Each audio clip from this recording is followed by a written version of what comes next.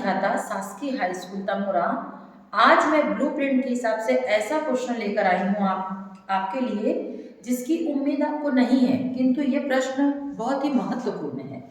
आज का जो हमारा टॉपिक है वो इतिहास से होलोकॉस्ट। आपने पुस्तक में पढ़ा होगा द्वितीय विश्व युद्ध वाले चैप्टर में, जिसके अंतर्गत मैं एक बहुत शॉर्ट तरीके से आपको बताऊंगी और आपको समझ में भी आ जाएगा कि मध्यकाल में यूरोप के कई देशों में यहूदियों को लेकर एक बहुत ही घृणित मानसिकता चल रही थी। उसका फायदा उठाकर हिटलर ने, जो कि नाजीवाद का जनक माना जाता है, आपको इसको याद करने के लिए बहुत ही आसान ट्रिक है। जैसे नाजीवाद को याद करना बहुत सारे बच्चे कंफ्यूज हो जाते हैं। कई बार वो मुसोलिनी की जगह फांसीवाद में नाजीवाद हिटलर को डाल देते हैं, हिटलर की जगह मुसोलिनी को डाल देते हैं। तो आप इसको बहुत शॉर्ट तरीके से, हिटलर जैसे ये है और यहाँ पर नाजीवाद, तो ये एक हीना, एक शॉर्ट तरीका है, उससे भी आप याद कर सकते हो, है ना। हीना से आप भी याद कर सकते हो, उसका ट्रिक होता है।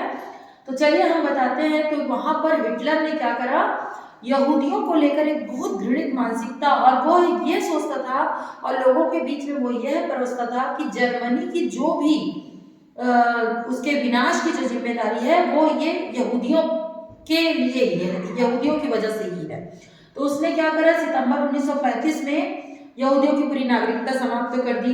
यहूदियों के प्रति जर्मन के लोगों को बहुत ज्यादा भड़काया और वहां के लोगों के मन में अपने राष्ट्र के प्रति अति राष्ट्रवाद की जो भावना रही, वो कहीं ना कहीं यहूदियों के समाप्ति का और उनके नरसंहार का कारण बना। 9 और 10 नवंबर क्रमशः 1938 को हम देख रहे नाइट ऑफ ब्रोकन ग्लास, मतलब वहां पर जर्मन के लोगों के द्वारा उनके यहूदियों के संपत्तियों को, घरों को, प्रार्थना घर को बहुत ही ज्यादा नुकसान पहुंचाया गया, पूरी तरीके से उसको ध्वस्त कर दिया गया। और यही जो बात है वो नाइट ऑफ ब्रोकन ग्लास के नाम से जाना जाता है। कई बार पेपर में घुमा भी सकता है, आपको आ भी सकता है। फिर उसके बाद 1941 से 45 के बीच में मैं ये आपको दिखाना चाहूंगी कि जिसमें लगभग 15 लाख बच्चों सहित 60 लाख यहूदियों का नरसंहार हुआ।